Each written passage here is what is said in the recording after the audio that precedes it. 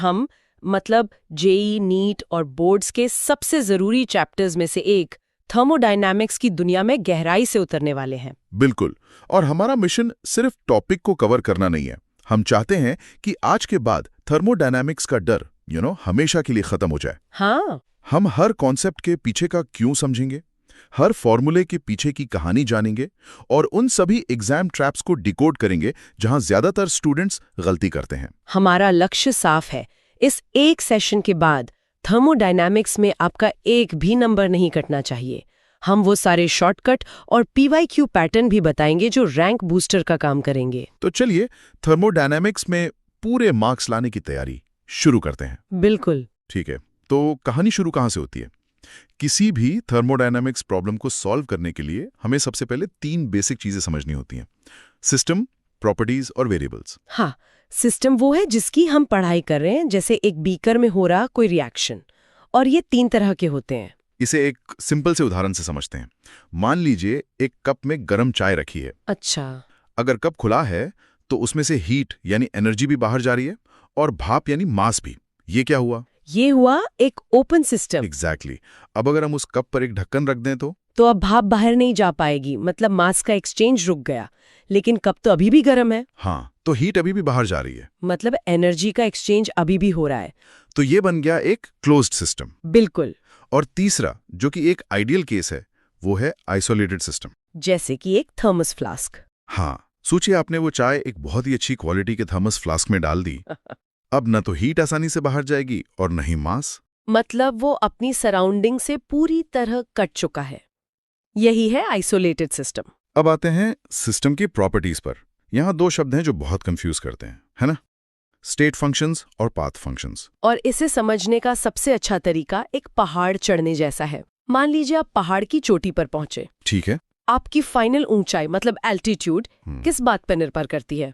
बस इस बात पर कि मैंने कहां से शुरू किया और कहां खत्म किया। बिल्कुल। उसे इस बात से कोई मतलब नहीं कि आप सीधा खड़ी चढ़ाई करके आए या घूमकर लंबे रास्ते से। तो ये हुआ एक स्टेट फंक्शन। अच्छा, लेकिन मैंने कितनी कैलोरीज बर्न की, ये तो पूरी तरह से मेरे चुने हुए रास्ते पर निर्भर करेगा। एग्जैक्टली। लंबा रास्ता तो ज्यादा कैलोरीज। ये हुए पाथ फंक्शंस। और केमिस्ट्री में हमें बस 2 ही पाथ फंक्शन याद रखने हैं, हीट यानी Q और वर्क यानी W। सही बात है। बाकी सब जैसे pressure, volume, temperature, internal energy, enthalpy, entropy और गिब्स फ्री एनर्जी, ये सब के सब स्टेट फंक्शन है। उन्हें सिर्फ मंजिल से मतलब है, रास्ते से नहीं। प्रॉपर्टीज को देखने का एक और नजरिया भी है, एक्सटेंसिव और इंटेंसिव। एक्सटेंसिव मतलब जो मैटर की मात्रा पर निर्भर करती हैं, जैसे मास या वॉल्यूम। हाँ, ज्यादा पानी तो ज्यादा वॉल्यूम। सिंपल। और इंटेंसिव प्रॉपर्टीज को मात्रा से कोई फर्क नहीं पड़ता, जैसे टेम्परेचर। बिल्कुल। एक बाल्टी पानी का टेम्परेचर और उसमें से निकाली एक बूंद पानी का टेम्परेचर तो सेम ही होगा ना। और यहाँ एक बहुत शानदार एग्जाम रूल है। जब भी आप 2 एक्सटेंसिव प्रॉपर्टीज का रेशियो लेते हैं तो नतीजा हमेशा एक इंटेंसिव प्रॉपर्टी होता है। जैसे मास को वॉल्यूम से डिवाइड करें तो डेंसिटी मिलती है। मास एक्सटेंसिव, वॉल्यूम एक्सटेंसिव, पर डेंसिटी इंटेंसिव है। क्या बात है। चलिए अब थर्मोडायनामिक्स के पहले और सबसे फंडामेंटल कानून, फर्स्ट लॉ ऑफ थर्मोडायनामिक्स पर आते हैं। ये basically law of conservation of energy तो है। बिल्कुल। केमिस्ट्री के लिए इसकी मास्टर इक्वेशन है delta U equals Q plus W। मतलब किसी सिस्टम की इंटरनल एनर्जी में जो बदलाव आएगा वो उसमें दी गई हीट और उस पर किए गए वर्क का टोटल सम होगा। ये एक सिंपल एनर्जी अकाउंटिंग है, लेकिन यहीं पर मतलब सबसे बड़ा एग्जाम ट्रैप भी छिपा है, साइन कन्वेंशन। हाँ, साइन कन्वेंशन। इसे सिस्टम के नजरिए से सोचिए। मान लीजिए आप सिस्टम है। ठीक है। अगर आपको कहीं से पैसे मिलते हैं, मतलब हीट सिस्टम में आती है, तो आपका बैलेंस बढ़ेगा, इसीलिए Q पॉजिटिव होता है। प्लस। हाँ।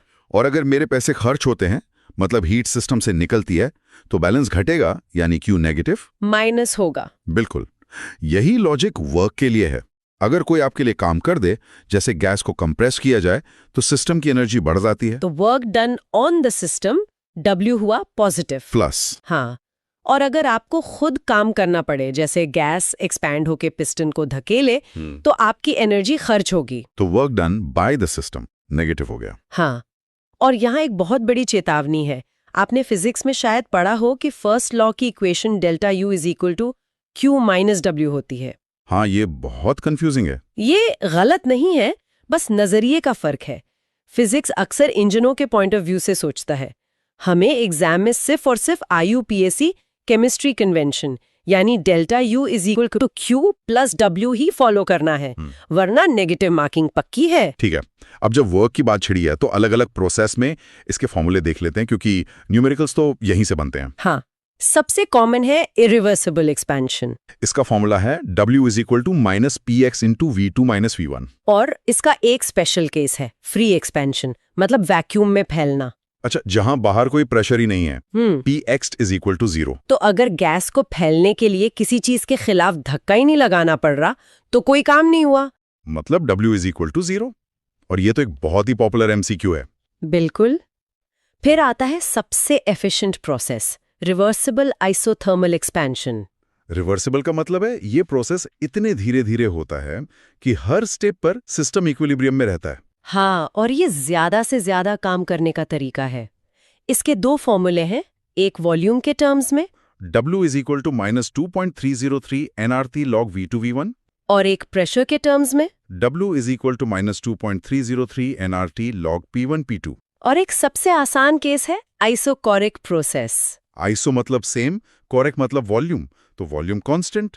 और अगर वॉल्यूम चेंज ही नहीं हो रहा, मतलब डेल्टा V0, तो पिस्टन हिलेगा ही नहीं। और अगर पिस्टन नहीं हिला तो कोई वर्क नहीं हुआ, तो W इज इक्वल टू 0। इन सब को याद रखने के लिए एक छोटी सी मेमोरी टेबल बना सकते हैं, है ना? हाँ, बना लेते हैं।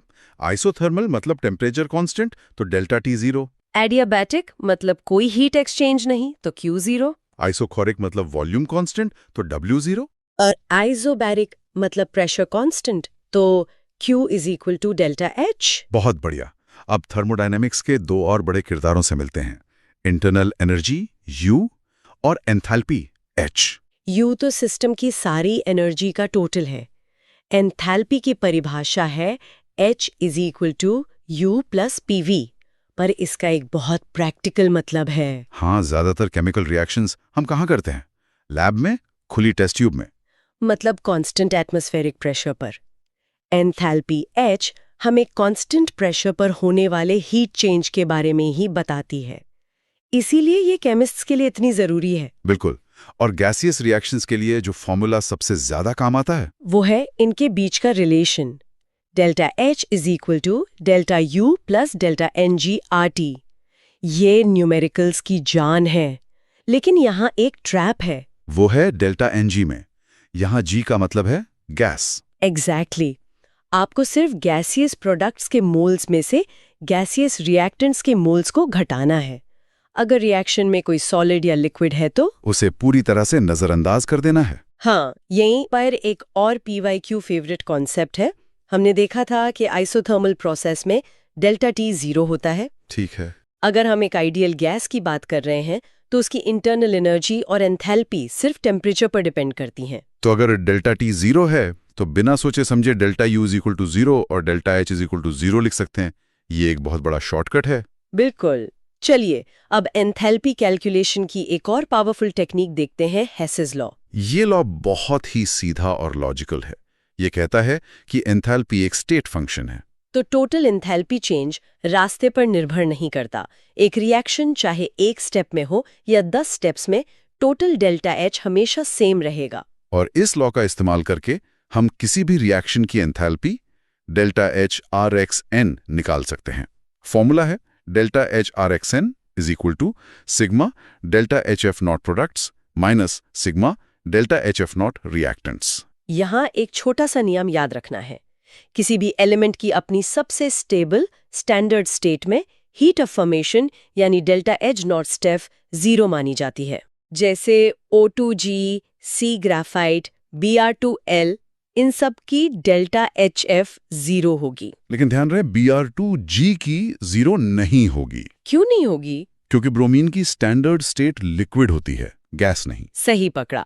अब उस सेक्शन पर आते हैं जहां सबसे ज्यादा कंसेप्चुअल गलती होती है, बॉन्ड एंथैल्पी। मतलब एक मोल बॉन्ड्स को तोड़ने के लिए कितनी एनर्जी चाहिए। हाँ, और रिएक्शन की एंथैल्पी निकालने का इसका फॉर्मूला है delta HRXN is equal to sigma BE of reactants minus sigma BE of products. और यहाँ सबसे बड़ी चेतावनी ये है कि ये हीट ऑफ फॉर्मेशन वाले फॉर्मूले का ठीक उल्टा है। एग्जैक्टली वहाँ हम प्रोडक्ट्स रिएक्टेंट्स करते हैं, यहाँ रिएक्टेंट्स प्रोडक्ट्स कर रहे हैं।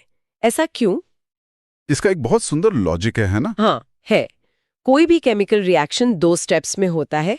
पहले आप रिएक्टेंट्स के सारे पुराने बॉन्ड्स को तोड़ने के लिए एनर्जी इन्वेस्ट करते हैं। ठीक है। फिर जब प्रोडक्ट्स में नए बॉन्ड्स बनते हैं तो एनर्जी रिलीज होती है। ये आपका पे ऑफ है। तो टोटल प्रॉफिट यानी डेल्टा एच हुआ मेरा इन्वेस्टमेंट माइनस मेरा पे ऑफ। बिल्कुल, यानी reactants bond energy minus products bond energy. इसीलिए ये फॉर्मूला उल्टा है। इसे रटना नहीं, समझना है। बहुत खूब। अब तक हमने एनर्जी के लेन देन की बात की, लेकिन थर्मोडायनामिक्स का असली मकसद एक बड़े सवाल का जवाब देना है। कोई भी प्रोसेस अपने आप होता क्यों है? हाँ, मतलब स्पॉन्टेनिटी का राज क्या है? बर्फ गर्म कमरे में अपने आप क्यों पिघलती है? इस सवाल का जवाब सिर्फ एनर्जी नहीं दे सकती। इसके लिए हमें एक नए हीरो की जरूरत पड़ी, और वो है एंट्रोपी। एंट्रोपी को आसान भाषा में डिसऑर्डर या रैंडमनेस का मेजर कह सकते हैं। मतलब यूनिवर्स में हर चीज ज्यादा डिसऑर्डर की तरफ जाना चाहती है। हाँ, इसीलिए गैस की एंट्रोपी सबसे ज्यादा, फिर लिक्विड की और सबसे कम सॉलिड की होती है, क्योंकि सॉलिड सबसे ज्यादा ऑर्डर्ड होता है। तो क्या हम कह सकते हैं कि जिस प्रोसेस में एंट्रोपी बढ़ेगी वो स्पॉन्टेनियस होगा? लगभग। सेकेंड लॉ ऑफ थर्मोडायनामिक्स यही कहता है कि किसी भी स्पॉन्टेनियस प्रोसेस के लिए पूरे यूनिवर्स की एंट्रोपी डेल्टा यूनिवर्स बढ़नी ही चाहिए। लेकिन हर बार यूनिवर्स की एंट्रोपी कैलकुलेट करना तो मुश्किल है। बहुत मुश्किल है। हमें एक ऐसा पैरामीटर चाहिए था जो सिर्फ सिस्टम को देखकर फैसला सुना सके, और यही एंट्री होती है असली जज की। Gibbs free energy. जी बिल्कुल, गिब्स फ्री एनर्जी थर्मोडायनामिक्स की सुप्रीम कोर्ट है। इसकी मास्टर इक्वेशन है delta G is equal to delta H T delta S। ये इक्वेशन एक कहानी बताती है ना? हाँ, ये एक अंदरूनी खींचतान की कहानी है। एक तरफ है एंथैल्पी डेल्टा H जो सिस्टम को सबसे कम एनर्जी स्टेट में ले जाना चाहती है, और दूसरी तरफ है एंट्रोपी डेल्टा S जो यूनिवर्स के डिसऑर्डर को बढ़ाना चाहती है। और टेम्परेचर T यहाँ लेफ्री का काम करता है, जो ये तय करता है कि किसकी चलेगी। और इस जज के फैसले के नियम क्या हैं? नियम बहुत साफ है। अगर डेल्टा G 0 है या नेगेटिव है तो प्रोसेस स्पॉन्टेनियस है, अगर डेल्टा G पॉजिटिव है तो प्रोसेस नॉन स्पॉन्टेनियस है, और अगर delta G is equals to 0 है तो सिस्टम इक्विलिब्रियम में है। अब डेल्टा G को इक्विलिब्रियम से जोड़ते हैं।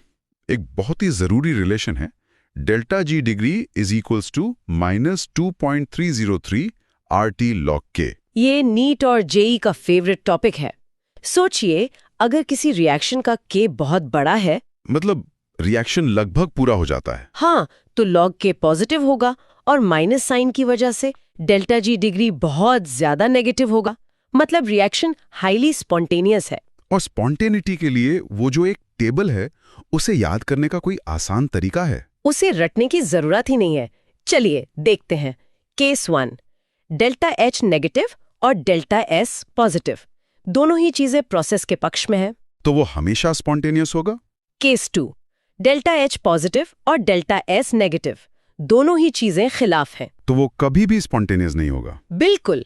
असली खेल तो तब होता है जब एक पक्ष में हो और दूसरा खिलाफ। हाँ, जैसे केस 3, डेल्टा H नेगेटिव लेकिन डेल्टा S भी नेगेटिव। यहाँ एंथैल्पी जिताना चाहती है, एंट्रोपी हराना। कौन जीतेगा? ये रेफरी यानी टेम्परेचर तय करेगा। अगर टेम्परेचर कम होगा तो T डेल्टा S वाली टर्म छोटी होगी और डेल्टा H जीत जाएगा, तो ये प्रोसेस सिर्फ लो टेम्परेचर पर स्पॉन्टेनियस होगा। और आखिरी केस डेल्टा H पॉजिटिव लेकिन डेल्टा S भी पॉजिटिव। यहाँ एंट्रोपी जिताना चाहती है। उसे जिताने के लिए हमें रेफरी यानी T को उसकी टीम में करना होगा। मतलब टेम्परेचर को बहुत बढ़ाना होगा। हाँ, ताकि T डेल्टा S वाली टर्म डेल्टा H पर हावी हो जाए।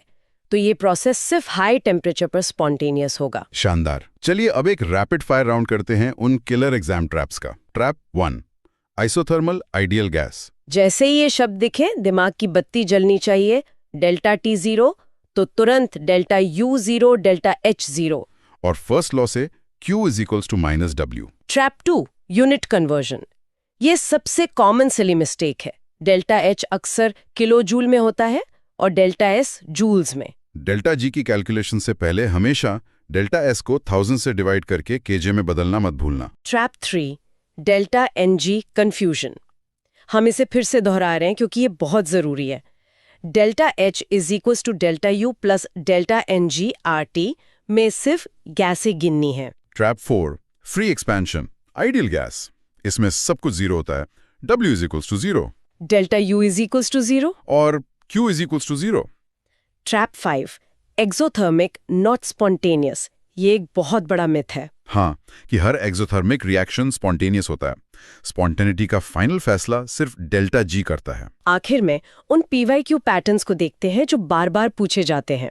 पहला, Q, W और डेल्टा U के साइन पता करना। दूसरा, आइसोथर्मल और एडियाबैटिक ग्राफ में अंतर पहचानना। तीसरा, डेल्टा H और डेल्टा S के साइन देकर ये पूछना कि रिएक्शन कब स्पॉन्टेनियस होगा। चौथा, डेल्टा HF का डेटा देकर डेल्टा HRXN कैलकुलेट करवाना। और पांचवा, delta G square is equals to -2.303 RT log K पर बेस्ड न्यूमेरिकल्स। तो स्टूडेंट्स, ये था थर्मोडायनामिक्स का पूरा निचोड़।